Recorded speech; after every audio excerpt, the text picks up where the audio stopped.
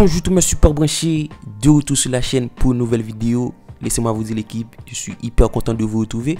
Alors on va pronostiquer les deux matchs de lundi, la rencontre qui oppose Japon-Croatie et le match qui oppose Brésil-Corée du Sud.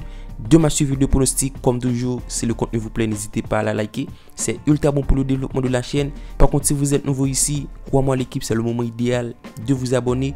Abonnez-vous en activant la cloche de notification pour rater aucune de nos prochains contenus. Cela permet de donner du muscle à la chaîne.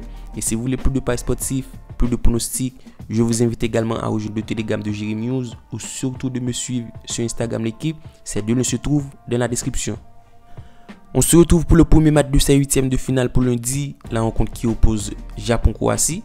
Du côté des Japonais, après un parcours sensationnel pour 2 victoires dans un groupe plutôt élevé avec la présence d'Allemagne et l'Espagne, et c'est une sélection japonaise qui a su terminer premier de son groupe après une victoire 2-1 contre l'Allemagne pour ensuite une victoire 2-1 contre l'Espagne lors de la 3e journée.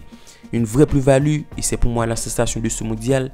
Une sélection avec un très bon niveau de jeu, un jeu cohérent avec tout de même un effectif de qualité avec la présence de Kamada, Kubo, Ito. Et face au quad, je le vois continuer sur sa belle lancée, car tout simplement face à une équipe joueuse, c'est là où il arrive à tirer le plus potentiel de son jeu avec des transitions rapides. Et face à la Croatie, je m'attends à ce qu'elle subisse le jeu, car pour moi, la Croatie reste beaucoup plus intéressant au vu de son effectif.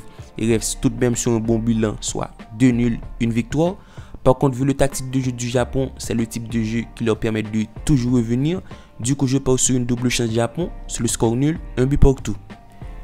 Et pour terminer avec le deuxième match de ce lundi, la sélection Brésil reçoit Corée du Sud. Très belle affiche pour ces huitièmes de finale, même si pour autant c'est le Brésil qui part favori pour une cote à 1,25, celle de Corée du Sud à 13. Par contre, vu le rapport de forme, je m'attends à avoir un match le plus équilibré possible. Et même si le Brésil présente une armada du jeu avec la présence de Paqueta, Richarlison, Vinicius, Rafinha, mais face aux Coréens, l'effectif reste tout de même équilibré avec de très bons joueurs de qualité et surtout un très bon équilibre de jeu.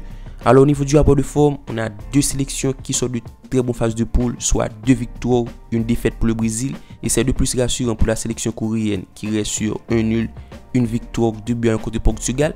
Et selon moi, Corée peut aller faire un résultat, mais face à la profondeur d'effectif de Brésil, je leur donne l'avantage et pourra donc faire la différence en toute fin de match. Du coup, je propose le Brésil gagne le second mi-temps. Pour le score final, je mets 2 buts à 1.